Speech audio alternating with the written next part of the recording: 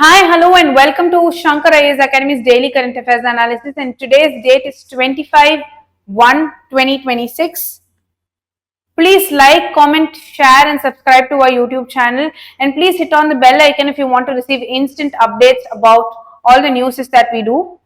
With that, we are happy to announce our prelims fitness test series, the pre-fit, which starts on 27th of January 2026. There are about 54 integrated tests that you have, and all 54 integrated tests will be conducted every day in the morning for 57 days.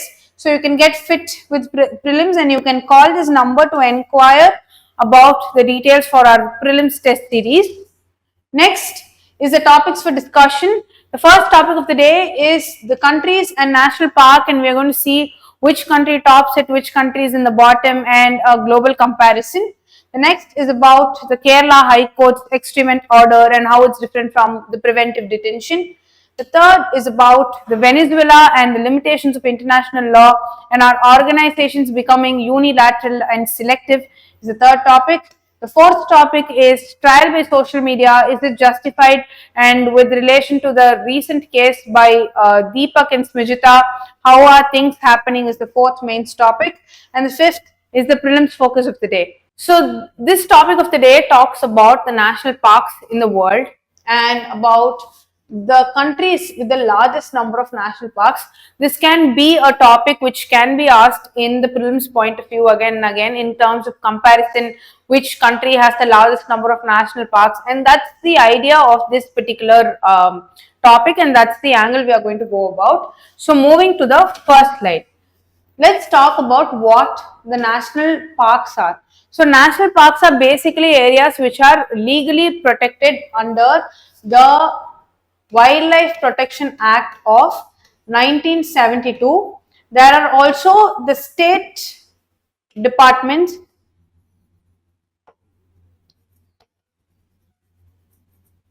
and Ministry of Environment, Forest and Climate Change, which takes responsibility for all the national parks.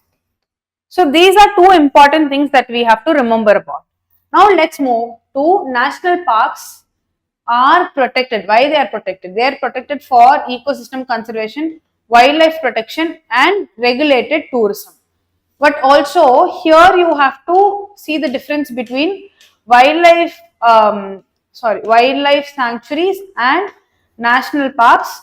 Wildlife sanctuaries have lesser protection and stringent mechanisms. Here national parks have stricter norms. As per IUCN, national parks correspond to category 2. If this corresponds to category 2, then wildlife sanctuaries, they correspond to category 4. And what is category 1 then? Category 1 are areas of significance.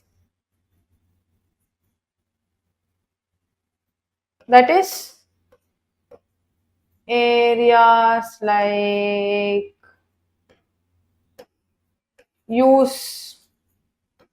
likely used for scientific research.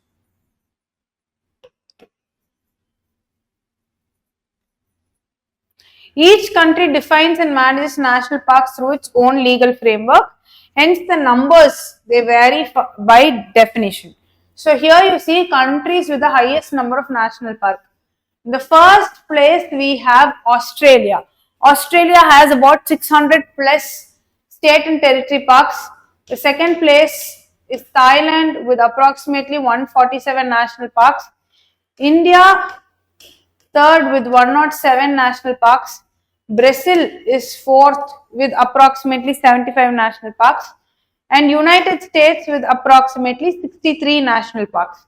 Now we see that India has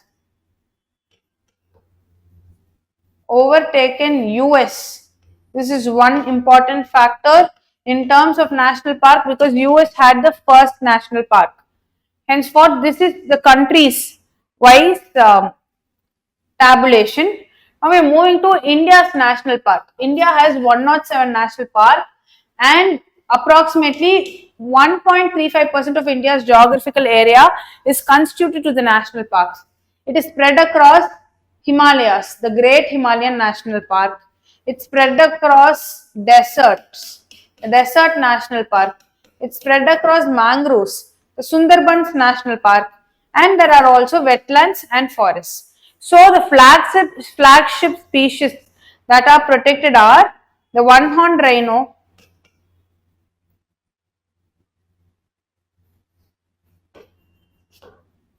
Kaziranga National Park, Asiatic lion, Gir forest, tiger. You can give a statistics that from 2006, when you take it, the tiger population is doubled.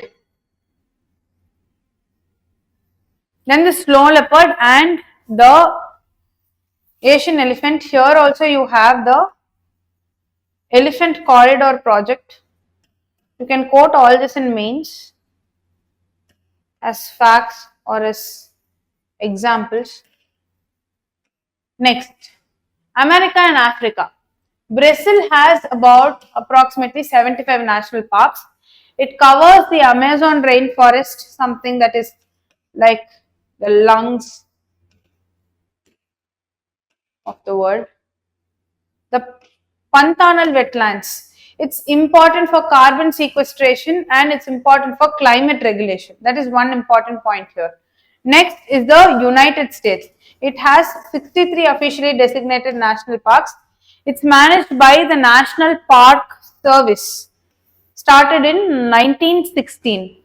The world's first national park, as already stated, which is why it is significant that India has superseded US. The world's first national park is the Yellowstone National Park. It is also known for its hot springs and geysers.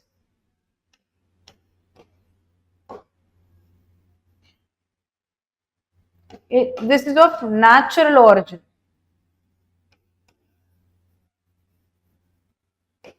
Yeah. Next is South Africa. 19 national parks. It's managed by South African National Park, that is Sand Park, and it includes the Kruger National Park as well. This is Brazil, United States and South Africa for you. Next is Canada. Canada has about 37 national parks and 11 national park reserves. It's subject to unsettled indigenous land claims. Even today, there are a lot of indigenous communities which claim these lands, and the largest national park in India and Canada in comparison is, in Canada it's the Wood Buffalo National Park, and in India is the Hemis National Park, which is present in Ladakh. New Zealand has about 13 national parks. It's known for fijoids, glaciers and volcanoes. It's administered by the Department of Conservation here. Here there is one important thing when you talk in response to Canada. It has one important threat, which is the permafrost thawing effect. So the permafrost thawing effect is nothing but when you have a layer of ice covered area and there are a lot of things which are buried underneath, and when the temperature rises and the permafrost underneath comes apart and it comes on top and it spreads all over the space, and if there is any kind of microbe or virus or bacteria which comes out, then it's called as permafrost thawing, or any hazardous substance that comes out is permafrost thawing. That is one of the major issues in Canada. It is also prominent in Russia as well. So this is something that you have to remember. Next is China's new national park system. This started in 2021. Yes, it's in 2021. Only 5 national parks, that is Giant Panda National Park, Sanjiazhuan National Park, North East China Tiger and Leopard National Park, Hainan Tropical Rainforest National Park, Wuxian National Park. Now all these 5 national parks are integrated. That is what is the formal national park system. China does not follow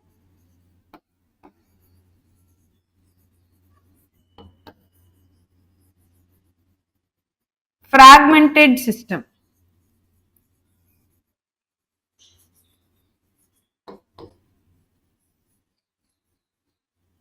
This is important to remember. Despite thousands of protected areas, only these fall under the new national park classification. Yes, these are all integrated into one.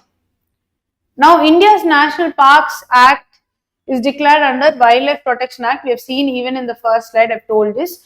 The difference is National Park has no human activity permitted.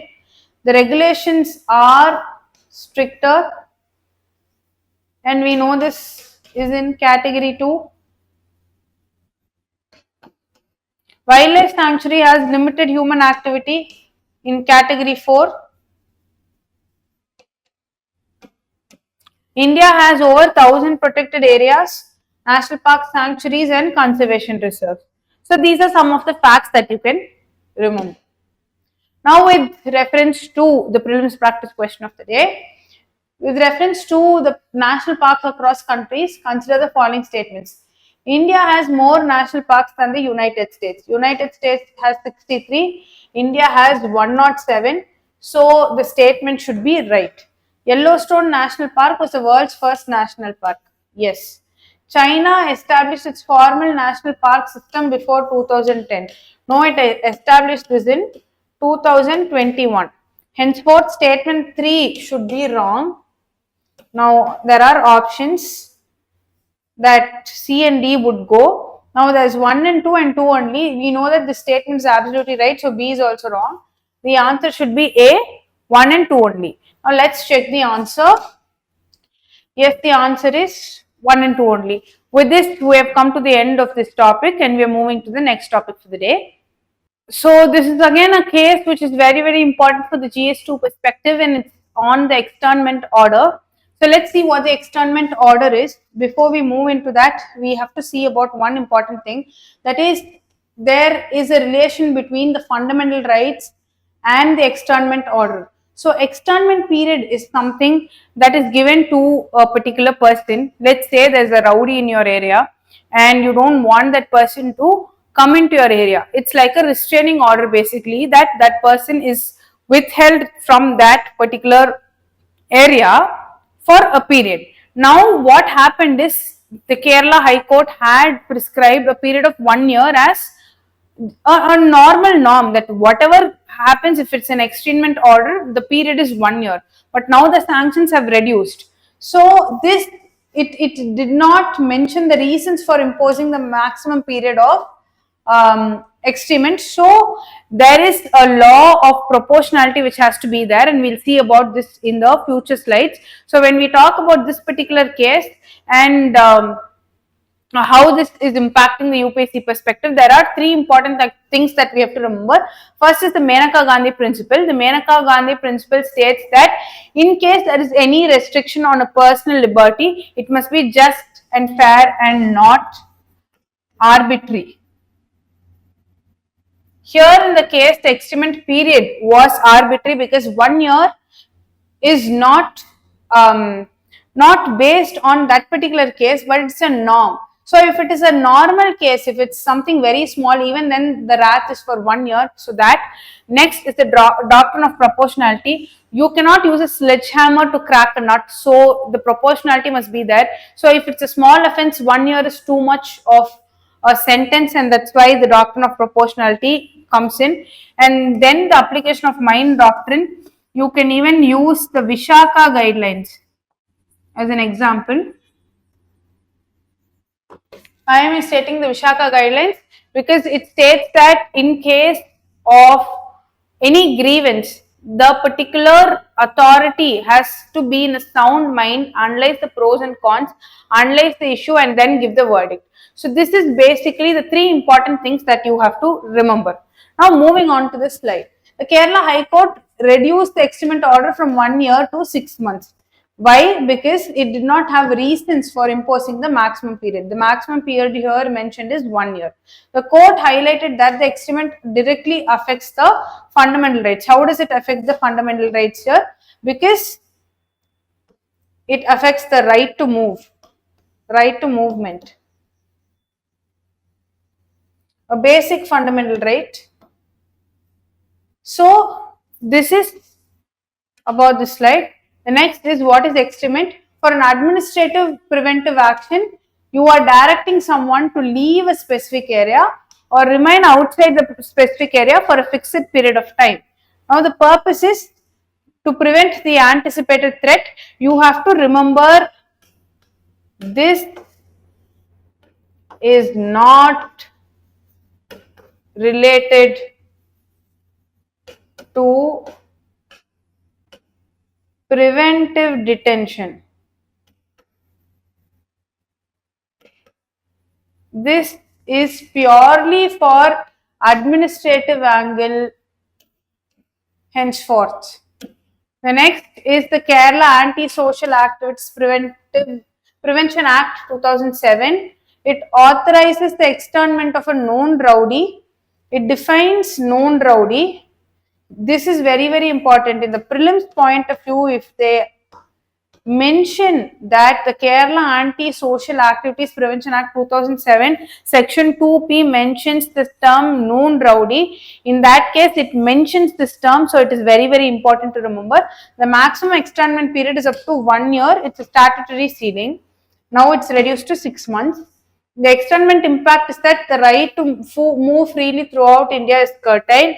The right to reside and settle is also curtailed. Here you can use the Olga Tellis case,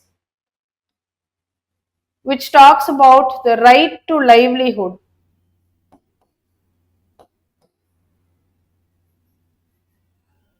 Yes. Next, Article 21, right to life and personal liberty. So these are the three articles that you have to mainly focus on. Next is about the administrative orders that affect the rights should show application of mind. I've already mentioned this, and it can be seen in the Vishaka guidelines. Next, it should provide reasons, especially for maximum penalties up to 1 year, even where authority has subjective satisfaction. So here the dependence is subjective on authority. Next, judicial review remains limited, but it's available here. Okay, now as already stated, it's not preventive detention. Let's see the externment versus preventive detention debate. So the first aspect is the nature of action. Externment is administrative measure. This is custodial. So first point is it is administrative here, it is custodial there. The purpose is to remove a person from a specified area to prevent the disturbance to a public order. This is to detain a person to prevent future prejudicial act. Here the physical custody is no imprisonment. Here the person is taken into the custody. Here the freedom is curtailed, movement of residence is restricted. Here the personal liberty is completely restrained because it is custodial again.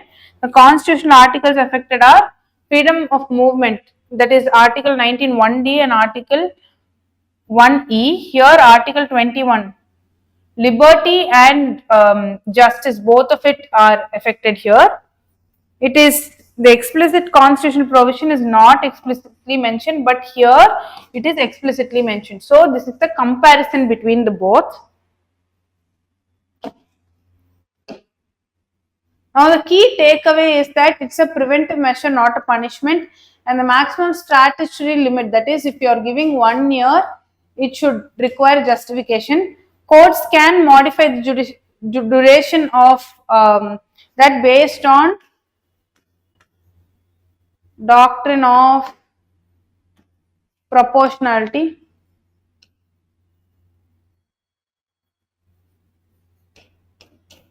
It reflects balance between public order and individual liberty. Yes. Next, with reference to externment orders in India, consider the following statements. Externment is a preventive measure intended to avert anticipated threats to public order. Yes. An externment order automatically justifies the maximum period allowed under the statute. No. Externment may restrict rights under Article 19 and 21 of the Constitution. So as already stated, option 2 is wrong. So the answer should be 1 and 3 only. With this, we come to the end of this topic and we move to the next topic of the day.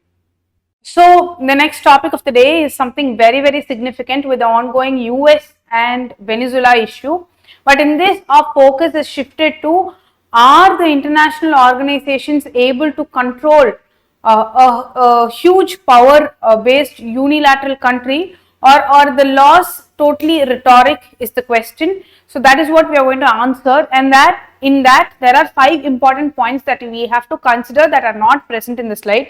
The first one is the prohibition of use of force, Article 2(4) of the UN Charter, which states that in case you have any kind of force that is coming to affect your country, in that place you can defend your country, but you don't have to go and voluntarily do it on another country is the first question. So we don't have any claim as to Venezuela attacking US back. The second is the sovereignty and territorial integrity, that is every country has its own territorial integrity and it is allowed to keep its territorial integrity intact. So any force entering without consent, any military force entering without consent breaches this territorial integrity concept.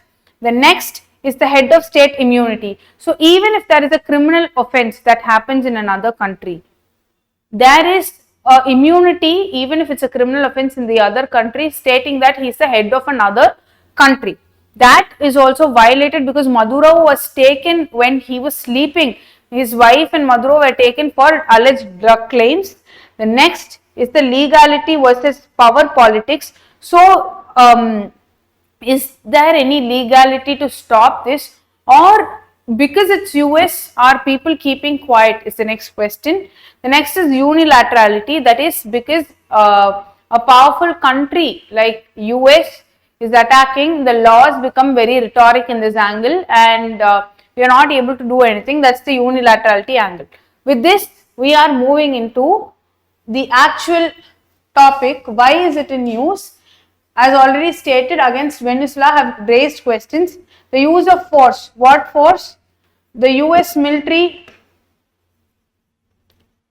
in Venezuela. Non-intervention of major organization.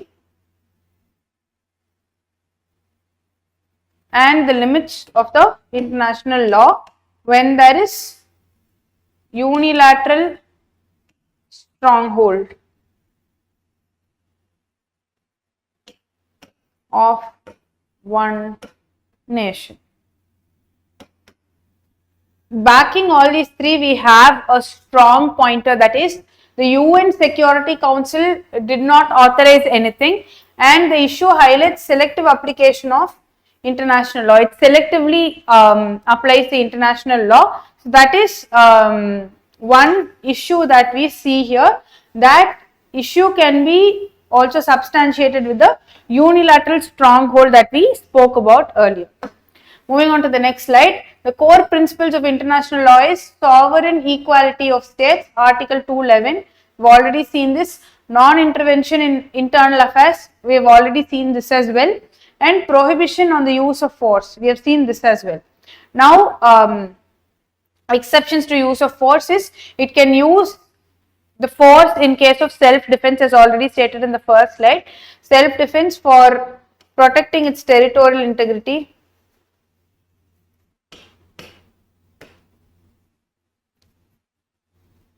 and the UNSC authorization under Chapter 7. Now, application in Venezuela case, there is no UNSC mandate for military intervention. It was not there, and there is no proven armed attack by Venezuela on the US, but it's claiming that it happened. It's happened, and collective self-defense has not formally invoked or substantiated. So, these actions include economic sanctions, political pressure, and threat or use of force. This threat or use of force is also reported. It's not proven. Institutions and limits of international law. The UN Security Council is paralyzed due to veto politics. What does it mean here? So, in case there are 5 members in the UN Security Council, all 5 members have to unilaterally agree to whatever is stated. If that does not happen, then it is paralyzed due to veto politics, because if 2 members give veto, obviously there is not a unilateral decision, and henceforth this becomes an institutional limit of international law. And in the UN General Assembly, it can pass resolutions, but it's not binding legally. That is an issue. And in the International Court of Justice, it depends on the state consent, and the jurisdiction will depend on that, and that's why all 3 of them have certain limitations to them. Next is the Global South. The sovereignty protection appears very conditional. It has a risk of precedent for unilateral intervention. In this case, we see that the US, there is also expansion of humanitarian law enforcement justification, and the realist interpretation is that international law often mirrors power relations, which is why we have already stated that the application of international law has become selective, and this is a major issue here. Article 2.4, prohibition of use of force, already we have seen. Right to self-defense, individual and collective, we have seen it. Chapter 7, UNSC enforcement powers, yes. Responsibility to protect their political doctrine is also there, but it's not a legal exception. All these articles were already stated. This is not very important for you to remember the exact article, but you have to know what the article states, which is what we have done in the first slide. Next, with reference to the use of force under international law, consider the following statements. Article 2.4 of the UN Charter prohibits the use of force against the territorial integrity or political independence of any state. Correct. Article 51 permits the use of force only after the approval of UN Security Council. There is major veto politics here, and there is no rule as such approval of UN Security Council in the use of force. So, statement 2 is wrong. Humanitarian intervention is explicitly recognized as a legal exception under the UN Charter. No, it's not explicitly recognized. So, 2 and 3 should be wrong. The answer should be 1 only. Let's check. Yes, the answer is 1 only. With this, we come to the end of this topic, and we are moving to the next topic for the day. Today's main topic of the day is very relevant to the current generation because it talks about something that we use in everyday life, the social media. So let's look at what the case is, what is trial-based social media, and global comparisons in this article. So the first is about a case, the Smijita case. Let's see what the Smijita case is. So it is allegedly said that a person named Deepak who was traveling in the bus and a person named Smijita was traveling in the same bus, and Smijita had uploaded a video stating that Mr. Deepak had allegedly misbehaved with her, and she filmed the whole thing and she actually put it on social media. Now, social media being a place for a lot of opinions, outcries and voices, one set of the people told that, you know what, this person has misbehaved, so let's see if he is a habitual offender, let's see his case history, let's pull up everything and talk about this person. Now, this Smijita being on the other side, we all have a tendency to see that in certain cases, the victim is re-victimized. That has happened here, saying that whatever she's done is wrong and she should not have done this particular thing of posting it in the social media because she's wrong in some way. So, there were 2 waves of opinion. Now, this is the basic case. Now, moving on, let's look at the constitutional provisions and let's see if this trial-based social media has been prevalent elsewhere. So, the first one is the Article 21, right to life, dignity and personal safety. See, the right to live with dignity, bodily integrity and freedom for sexual harassment. That is, in Article 21, if a person, be it any person who is traveling or in a public space, he or she must have the confidence that she can go out and come back home without being harassed in any form. That is basically Article 21. So even in this case, this is applicable. The second one is Article 19(1)(a), freedom of speech and expression. See, it's Mijita's Instagram ID, it's Mijita's social media platform. So she can decide as to what I should post on my social media, what I should not be posting on my social media. Nobody has the right to say that this is the content that is appropriate for social media. And henceforth, this Article 19(a) is also relevant here, because this is a way to seek public attention when the institutional mechanisms per se are very ineffective. Next is Article 14, equality before law. See, you have the entitlement to go and require a fair response from the authorities. That is equal protection of law. So all three constitutional articles back up this case. Now, moving on, you see Article 15(3). There is protective discrimination for women. So there are special legal provisions against sexual harassment for women. In this case, it is allegedly said that Mrs. Mijita was sexually harassed. So again, this Article 15(3) comes into a court. Then the Article 21, right to access justice. So now if you have a grievance, if you want redressal, you have all the right to go require your timely action and a safe transport system. In this case, since you was traveling by bus, that is also there. The key constitutional balance is, when Smijita is talking about right to dignity and expression, these do not extend to a point where it is violating another person's right to dignity and protection, because she has posted this person's video on her social media platform, because of which a lot of people started prying information about the other person and taking that and putting on social media, which has created a lot of imbalance, which has created a point wherein this person is so much affected that he tried to commit suicide. So now, the right to life and personal liberty, it violated dignity, it violated the reputation of the person, it violated the mental health of the person because of public shaming and media trial. Now, the social media itself creates a trial saying this person is right, this person is wrong. When we talk about the Sushant Rajput case, it is said that over 900 million users of Instagram and other social media platforms, they started saying that this person is responsible, that person is responsible. They started creating their own obscure judgments. See, the presumption of innocence, he is treated as guilty even before the judiciary terms that person as guilty. So we all have a saying that we know from a very young age. You are innocent until you are proven guilty. But in this case, the saying goes wrong, because you are treating this person as guilty even before the judiciary states that.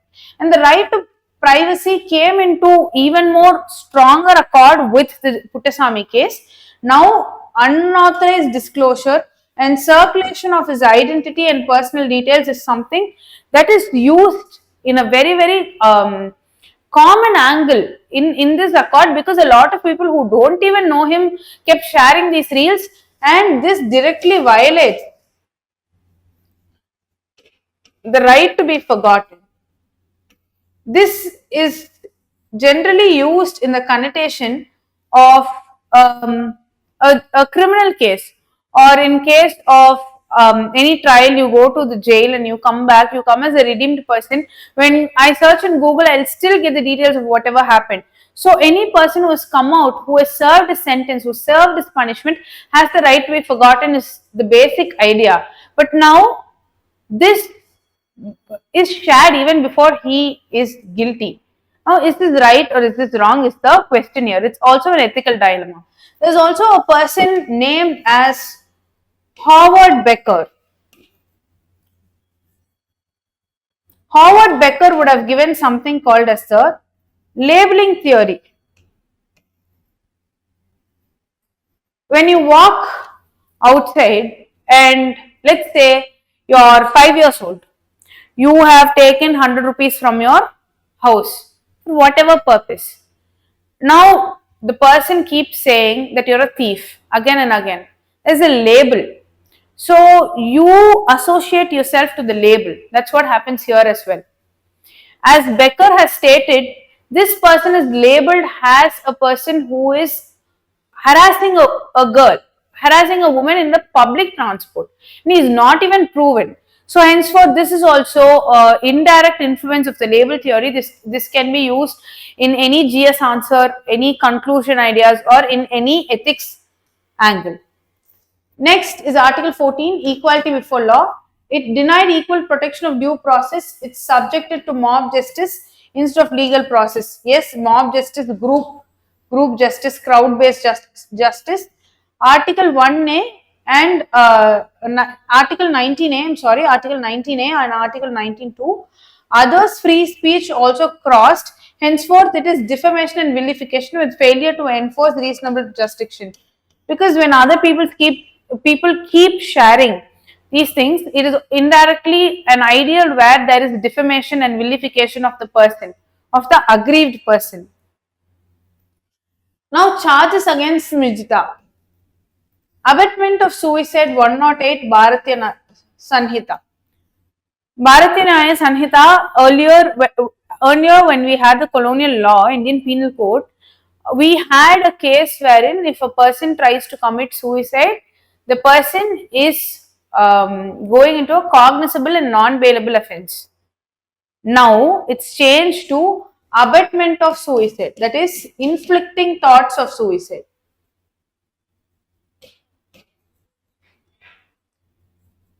The prosecution theory is that her social media post is the one that caused mental health trauma, leaving Deepak with no option but suicide, because he was claimed to be a harasser, a molester, and there were a lot of shaming on social media.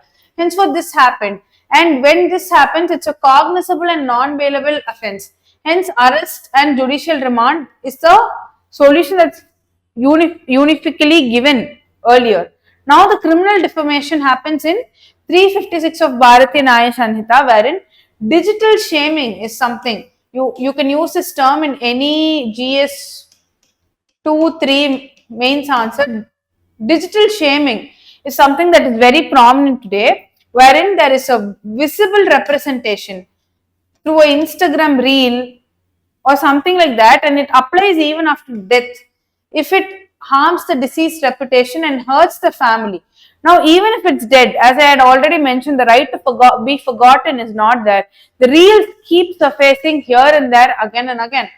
Now, and all edited and misleading videos also indicate a disregard for what happened truthfully in that place, because you all believe the manipulated video, you all believe the video which has come out, and henceforth we don't know which is true and which is false. And with AI booming, we are really stuck to a point to understand what is real and what is fake. Now, with that, the Information Technology Act 2000 states a few things. One is that the Article 66A, it states that without consent you are not to post any video that will affect their privacy or distribute the video without any consent. First, you should not post it. Second, you should not even distribute it. Both of which is there. And if the content and comments are obscene or corrupting, you can file a case against it, or you can ask it to be removed. Next, if there are approximately 2 million views or more, it is cited as an aggravating factor for mental harm. The pollist also must prove that there is an instigation, that is, the instigation of public harassment. The post is what instigated the public harassment should also be proved, and the intent and knowledge, that is, the person Smrjita, she knew that this is going to spark an outrage, and that is why she put it. If they are able to prove that, are they able to prove that is also a question. But the prosecution has filed this claim. The similar case, the George Washington Bridge case. In 2010, this was a very, very famous case in USA. So basically, Trevor, a person, was intimate with his boyfriend, and a friend allegedly he kept video cameras inside the room and he posted the video on social media. Now, this created an identity crisis because the person did not want his sexuality to be commented on, and henceforth it was an invasion of privacy and bias intimidation. It was not murder, but then this person committed suicide. The next is the Rita Parsons case of Canada in 2013. So this girl was assaulted by a boys gang and the image was circulated on social media in 2013. This led to a lot of cyberbullying and obscene comments, which later led her to suicide. After which the Cyber Safety Act, the Rehetas Law Cyber Safety Act came into account. We have two more global comparisons. The Molly Russell case. That is, here a person kept scrolling social media for suicide-based reels, suicide-based content, and social media kept giving it to her because the algorithm is in such a way.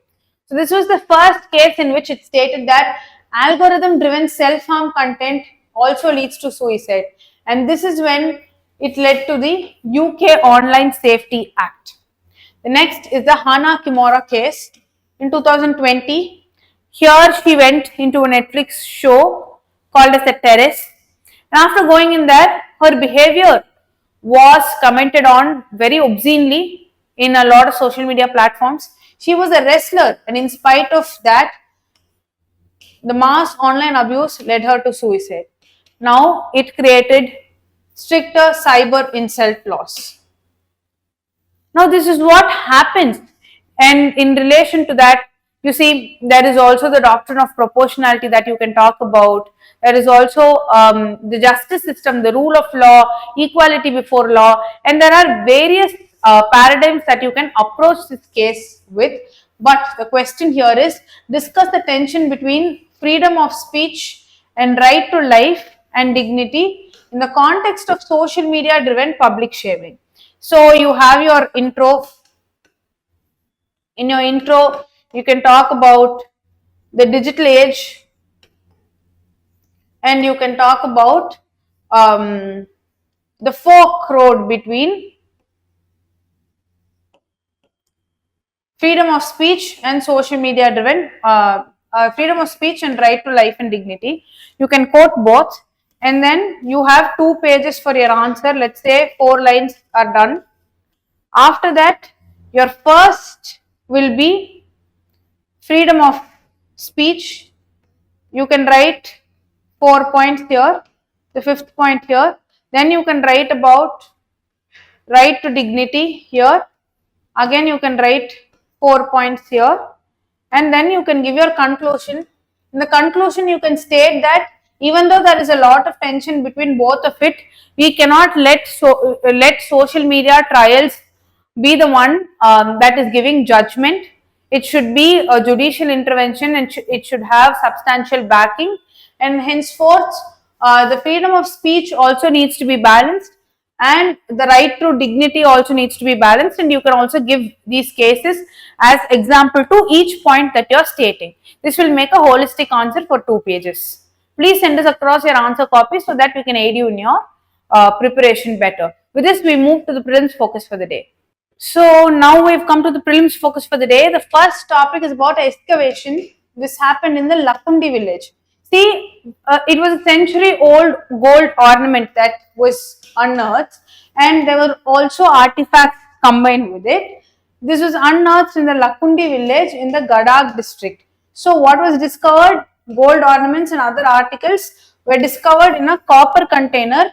This Gadag district is in Karnataka, that is the location. The significance of Lakkundi is, it is known for ancient Chalukyan architectural monuments, and the depth of discovery is 5 feet during a house foundation. When the house was built and when it was unearthed, in about 5 feet you got this copper container with gold ornaments. Let's see the picture of it. So this was the unearthed artifact that was discovered. So this is the first topic. The second topic is about the equality in society. The Supreme Court emphasis on schools as a starting point for societal equality. It highlights the transformative potential of Right to Education Act. See, the court observes that equality in society must start in school because people from all diverse backgrounds come here and they try to get education. So the act that supports this is Right to Education Act of 2009. The Right to Education Act's obligation is it ensures that neighborhood schools must admit children from weaker and disadvantaged sections. The constitutional basis is earnest implementation of Article 21A, right to free and compulsory education. This is about the equality in society. The third is the carbon credit monetization framework. So the Delhi government has approved a carbon credit framework. Why? It wants to generate revenue from green initiatives. So now, how does it plan to do it is, it scientifically wants to measure the emission and convert them into carbon credits. The mechanism is sale of carbon credits both in national and international carbon markets, and the source of credit is from electric buses, plantation drives, solar energy promotion and enhancement of waste management practices. The funds are deposited in consolidated fund of the state and used for public schemes. This is the third topic of the day. Now, with reference to Eripatti in early South Indian rural administration, consider the following statements. Eripatti referred to land whose revenue was earmarked for the maintenance of village irrigation tanks. Yes, the management and distribution of a tank water under Eripatti were carried out through village level institutions, and excess use of water was subject to taxation. Both the statements are correct here. So let's check. Yes, both the statements are correct. With this, we have come to the end of today's video. Please like, comment, share and subscribe to our YouTube channel and hit on the bell icon to receive instant updates on all our news and notifications. And thank you for watching.